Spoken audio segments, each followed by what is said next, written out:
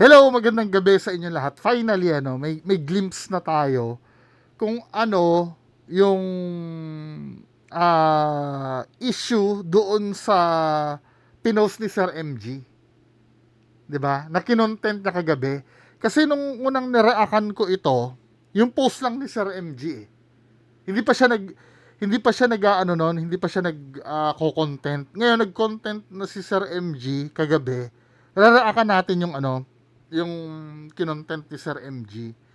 Doon sa una ng video may binabanggit siya kung sino yung kung sino yung abogado niya, ano ang papel nun sa buhay ni FLM. 'Di ba? Ako alam ko na 'yon. Kaya lang, syempre bilang respeto kay Sir MG, sila yung may hawak niyan kung paano nila pakakawalan yung information. Some of you siguro alam na kung ano yung papel ng abogado ni MG sa buhay ni FLM. Pero bilang respeto kay Sir MG, sila na yung Ngayon na-emphasize na yon kasi sumasagad na sa buto yung pagka-personal nung nangyayari. Hindi naman masyadong minention kung paano sumagad sa pagka-personal yung yung mga pangyayari. Pero alam na natin na yun nga, personalan ng laban. Kasi ang katulad ng sinabi ni Sir MG, itong abogado niya may kinalaman sa buhay ni FLM. 'Di ba? Siguro ang pinaka-safe na sabihin diyan, yung likaw ng bituka ni Tito Norms, alam na alam nitong abogado ni Sir MG. Kaya 'di ba na may mention natin, di umano daw ay tinatakot na daw ni FLM. Pero laban ito men eh. May nagawa ka rin dyan sa taong yan na kaya merong motivation kung bakit ginagawa ngayon ng abogado ni MG yung ginagawa niya. May motivation kasi eh. Now, kung ano yung mga information na yun, bagamat alam ko, binibigyan ko na lang ng respeto na kung ilalabas man yun, manggagaling na lang kila Sir MG. 'Di ba? Anyway, so proceed tayo dun sa may bandang huli. Kasi ito may diniscuss na dito pati si Ma'am Abby Siwa diniscuss dito di ba? Kung ano yung issue. Now dito naman pakinggan natin yung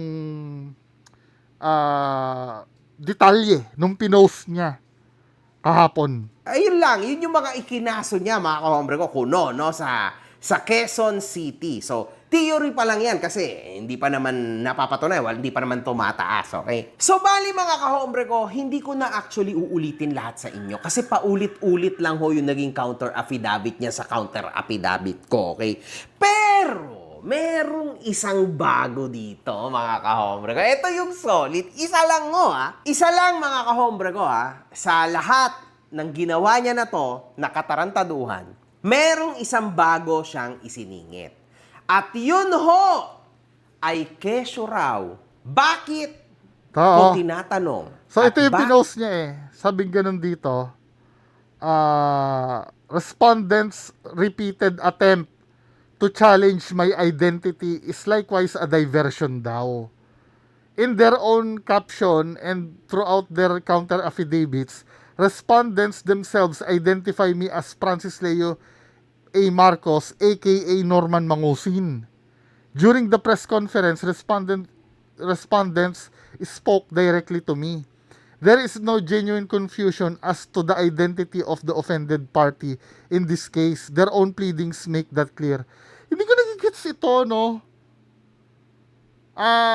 Nirereklamo daw na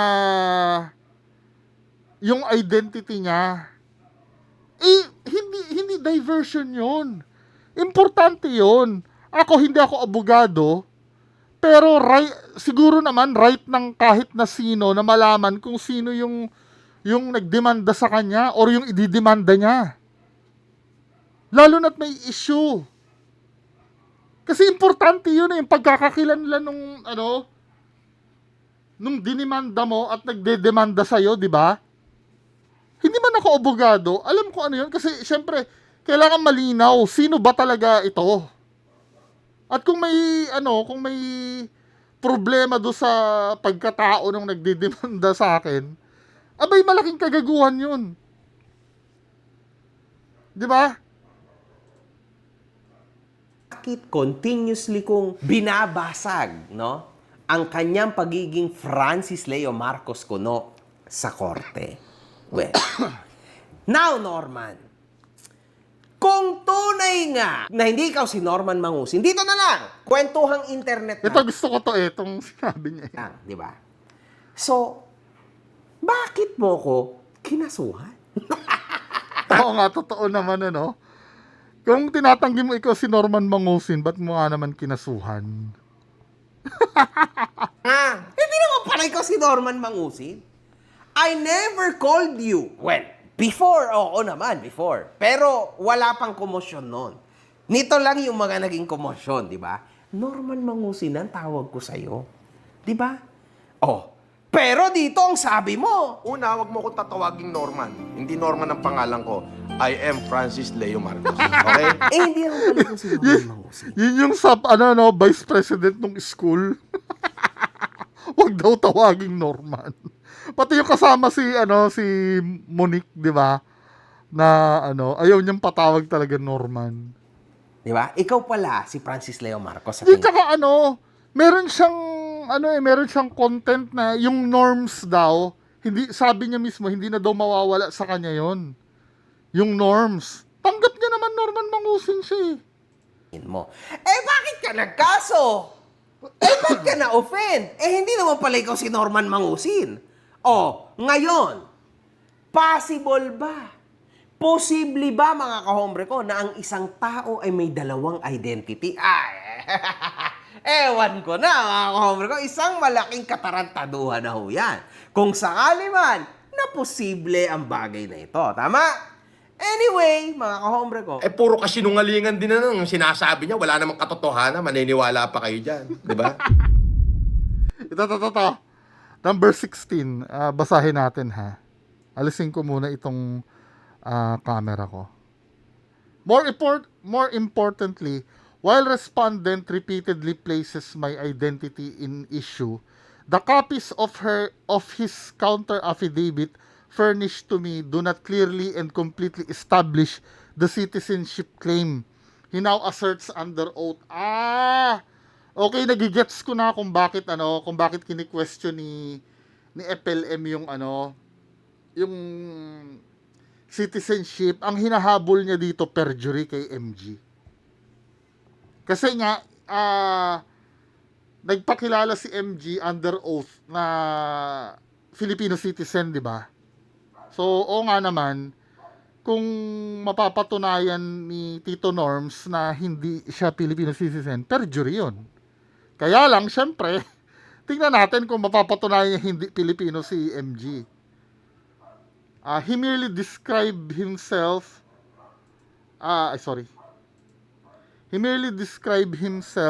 as Filipino, yet he did not attach any government-issued identification or civil registry documents such as birth certificate, passport, national ID, or similar official record. Ang babaw niya, no? To show that he is in fact a Filipino citizen. Wala daw pinakita na na walang inattach na document such as a birth certificate, passport, national ID, or similar. Yung national ID, kayo ba nakuha nyo na national ID nyo, mga men? Ako recently lang dumating yung national ID ko, pero may mga kilala ako na matagal na nag-apply, wala pang national ID. Or similar official record to show that he is in fact a Filipino citizen. Or to establish the personal particulars he now asserts under oath. Ang hinahabol nila dito siguro perjury. Feeling ko. Kasi kung halimbawa questionin mo yung nationality ni MG, walang bearing yun eh. Katulad nga na sinabi natin kagabi, pwede naman magkaso kahit na foreigner. 'Di ba? Pero kung nami-mention yung under oath, perjury ang hinahabol nila Tito Norms dito. The documents he presented as far as the furnished copies show are private residence related papers and not proof of citizenship, Pero ang babaw pa rin nasitahin mo yung citizenship. He cannot demand strict proof of identity from me while expecting this honorable office to accept his own claimed nationality on bare allegation alone. If the respondent chooses to raise identity and citizenship issue in this case, the same standard should apply to him, and he should likewise be required to present competent government-issued proof of his identity and citizenship. So, ang sinasabi ni Tito Norms dito, kung ako, kini-question niyo yung identity ko, dapat siya din. Mag-present din siya ng proof na siya ay Filipino citizen.